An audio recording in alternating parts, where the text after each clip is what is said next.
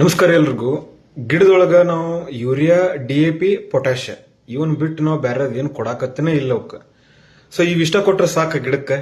ಈಗ ನಮ್ದೇ ವಿಚಾರ ಮಾಡ್ರಿ ನೀವು. ನಾವ ಈಗ ಏನ್ರ ಅಕಸ್ಮಾತ್ ಜಿಮ್ ಹೊಂಟು ಅಂತಂದ್ರ ಪ್ರೋಟೀನ್ ಅಂತೇಳಿ ಮಸಲ್ ಗೇನಿಗೆ ಅಂತೇಳಿ ಪ್ರೋಟೀನ್ ತಗೋತೀವಿ, ಅದ್ರ ಜೊತೆಗೆ ಸಪ್ಲಿಮೆಂಟ್ಸ್ ತಗೋತೀವಿ.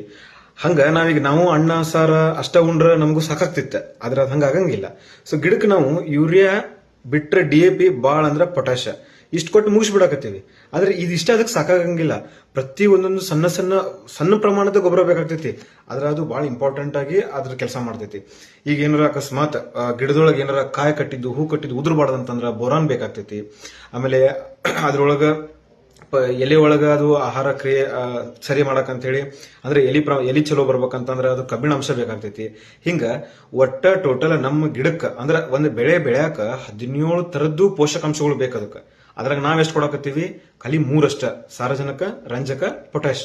17 ತರದ್ದು ಸಿಕ್ಕಾಗನ ಅದ್ರಾಗಂತೂ ಇನ್ನು 3 ವಾತಾವರಣದಾಗ ಸಿಗ್ತಾವ.